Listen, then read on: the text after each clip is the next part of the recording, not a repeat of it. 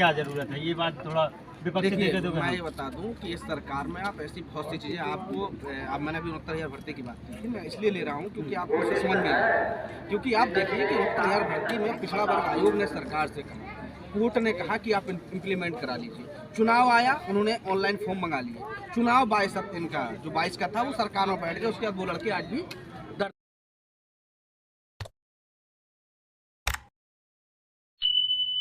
बनाने की जो मुहिम चल रही है, आंदोलन आज आंदोलन शुरू हुआ है, उसमें समाजवादी पार्टी के कुछ जनप्रतिनिधि और कुछ कार्यकर्ता भी जुड़ चुके हैं। उनसे थोड़ा सा मैं बारी बारी से पूछता हूं कि कहां विश्वविद्यालय को महाविद्यालय बनाने में कहां पर दरार पड़ रही है और क्यों नहीं बनाई जा रही है? क्या चंद्रशेखर जी कहां दिक्कत आ रही है? देखिए, मैं आपको बता दूं कि इसी प्रांगण में जब विधानसभा का चुनाव था, हमारे राष्ट्रीय अध्यक्ष आदरणीय अखिलेश यादव जी आए थे। उन्होंने इसी प्रांगण में कहा था कि अगर उत्तर प्रदेश में विधानसभा में अगर उनकी सरकार बनती तो सरकार बनते ही 2 से 3 महीने के अंदर हम स्वामी ब्रह्मानंद जी इसको हम बड़ा व्यापक ले जाकर इस विश्वविद्यालय की स्थापना। ठीक है, लोगों ने जो हमें जनादेश दिया, उस देश पे अगर हम लोग सत्ता पर नहीं बैठे, लेकिन हम लड़ाई में उनके साथ, जितनी भी लड़ाई हो रही है सारी समाजवादी पार्टी उसका नेतृत्व स्वामी ब्रह्मानंद जी को मान करते, उनके साथ खड़े हुए, उनके विचारों को आत्मसात करते हुए हम लोग चलने वाले लोग हैं। क्योंकि हम लोग वो लोग हैं जो ये बात करते हैं कि गरीब को शिक्षा दो। हम लोग चाहते हैं कि ये जो स्कूल है, इससे आज लाखों करोड़ों लोग निकल करके बड़े बड़े पदों पर बैठे हैं। लेकिन जो प्रदेश में जो सरकार बनी हुई है, जो इस तरह के लोग हैं जो जिनसे हम लोग लड़ रहे हैं, आज जितने लोग हैं ये भी इस बात को चाह रहे हैं ना कि अगर आज सरकार में जो दल बैठा हुआ है, अगर उसको चिंता है तो बनाए ना विश्वविद्यालय, वो लेकिन नहीं बनाएगा। क्योंकि वो तो शिक्षा नीति के माध्यम से शिक्षा को ही महंगा करना चाहते हैं। क्योंकि शिक्षा को महंगा नहीं करेंगे, प्राइवेटाइज नहीं करेंगे, तो फिर जो उनके पूंजीपति लोग हैं, तो पूंजीपति लोगों की दुकान नहीं चलेगी। और गरीब का बच्चा जब पढ़ लिख जाएगा तो वो अपना हक और हुकूक पूछेगा, और इस सरकार को जवाब देने के लिए सिवाय लाठियों के कुछ नहीं है। पूरे प्रदेश में आप देखिए, 69,000 भर्तियों में जब पिछड़ों का आरक्षण खा लिया गया तो लाठियां मिली सब नौजवानों को।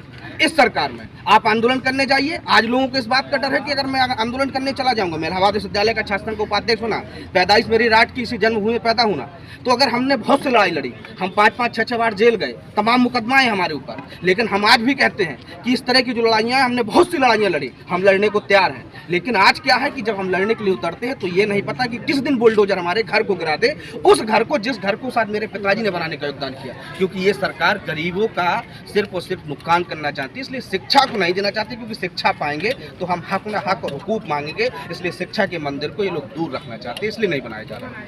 चाहे वर्तमान सरकार हो या पिछली सरकार रही हो अखिलेश जी की, इल्जाम तो ये भी लगता है राम संजीवन जी की स्वामी जी के नाम से राजनीति बहुत होती है। इस बात को थोड़ा सा स्पष्ट करिएगा। देखिए, मैं आपको बताना चाहता हूं कि राजनीति करने वाले लोग राजनीति तो करेंगे ही, क्योंकि उनका काम है राजनीति करना। अगर वो राजनीति नहीं करेंगे तो उनकी रोजी रोटी कैसे चलेगी? मैं सिर्फ इतना जानता हूं कि इस संस्था को सर्व समाज और हमारा पूरा बुंदेलखंड ये चाहता है कि ये विश्वविद्यालय बने, पर ये आज़ाद कैसे हो? इसमें कोई राजनीति वाला मामला नहीं है कि हम कोई समाजवादी, यहाँ समाजवादी पार्टी के लोग भी हैं, यहाँ बीजेपी के लोग भी हैं, कांग्रेस के भी, सभी वर्ग के लोग हैं। ये कोई राजनीतिक मुद्दा नहीं है। बस मुद्दा ये है कि इस संस्था को हमको विश्वविद्यालय बनाना है। इसलिए ये मुहिम जो जारी हुई है ये बहुत दूर तक जाएगी और ये एक बड़ा आंदोलन खड़ा करेगी कि ये खबर इस प्रदेश की गूंगी बहरी सरकार तक पहुँचे। क्यों वो प्रदेश के मुखिया यहाँ पर कह गए थे कि सरकार बनते ही ये विश्वविद्यालय बना दिया जाएगा। तो उनसे हमारा निवेदन है, हमारी आवाज़ उन तक पहुँचे आपके माध्यम से कि विश्वविद्यालय बनाने का काम करें। धन्यवाद। बिल्कुल, अभी मैं आपसे फिर दोबारा भी आ सकता हूँ। क्या कहना चाहते हैं दानिश भैया, और ये जो विश्वविद्यालय की मांग चल रही है कितनी जायज़ है और कितना लोगों को, क्षेत्र के लोगों को पढ़ाई के लिए भटकना नहीं होगा, कितना मुनाफा होने वाला है? ये परम पूज्य स्वामी ब्रह्मानंद जी की भूमि है, जिन्होंने अपना सर्व कुछ दान कर इस संस्था का निर्माण किया था। सर्वधर्म के सभी जातियों के लोगों को जोड़कर इस संस्था को बनाया था। इस संस्था को उनको बनाने का तात्पर्य ये था कि हमारे क्षेत्र के नौजवान यहाँ से शिक्षा पाकर अपने देश का नाम रोशन करें, बड़े बड़े हमारे अधिकारी जो यहाँ से पढ़कर निकले हैं, आज बहुत बड़ी बड़ी सेवाओं में अपनी सेवा दे रहे हैं। तो हमारा मानना ये है कि सरकार को इस बात को मानना चाहिए कि हमारे क्षेत्र के जो गौरव हैं, जिन्होंने इस पिछड़े क्षेत्र में एक शिक्षा की अलग जगाई है, उस क्षेत्र में एक विश्वविद्यालय निर्माण उनके नाम से होना चाहिए, जिससे हमारे क्षेत्र के नौजवान लड़के जो यहाँ से बाहर पढ़ने जाते हैं उनको एक सुविधा मिलेगी। यहाँ बहुत बुंदेलखंड के नौजवानों में एक बहुत अनोखी कला है जो निखरेगी यहाँ से निकलकर, और जो हमारे देश में बुंदेलखंड का नाम रोशन करेगी। तो हम लोगों का निवेदन है, हम लोग इस प्रोग्राम में इस वजह से आए हैं कि हम नौजवान हैं, हमने भी यहाँ से शिक्षा ग्रहण की है। मैं बीएससी का स्टूडेंट रहा हूँ, मैंने बीएससी की है जो डिग्री कॉलेज से। तो हमारी मांग ये है कि हमारे नौजवान साथियों के लिए और उनके भविष्य के लिए यहाँ विश्वविद्यालय का निर्माण होना चाहिए। चंद्रशेखर जी, मुझे लास्ट में एक ही सवाल आपसे है कि फेसबुक पे बहुत दिनों से एक पोस्ट देख रहे थे जिसमें प्रदेश सरकार द्वारा, जिसमें इंद्रपाल जी लगातार जो अभी प्रबंधन समिति के अध्यक्ष है, वो चल रहा था कि उनके जो निजी सचिव हैं डॉक्टर अखिलेश मिश्रा जी, वो उन्होंने डीएम साहब को दिया है और बोले हैं कि विद्यालय के लिए जब ये बातें हो चुकी हैं, क्लियर है, तो फिर आंदोलन की क्या ज़रूरत है? ये बात थोड़ा देखिए, मैं ये बता दूं कि इस सरकार में आप ऐसी बहुत सी चीज़ें आपको, अब मैंने अभी 69,000 भर्ती की बात की थी, मैं इसलिए ले रहा हूं क्योंकि आपको उससे समझ में आए। क्योंकि आप देखिए कि 69,000 भर्ती में पिछड़ा वर्ग आयोग ने सरकार से कहा, कोर्ट ने कहा कि आप इम्प्लीमेंट करा लीजिए। चुनाव आया, उन्होंने ऑनलाइन फॉर्म मंगा लिए।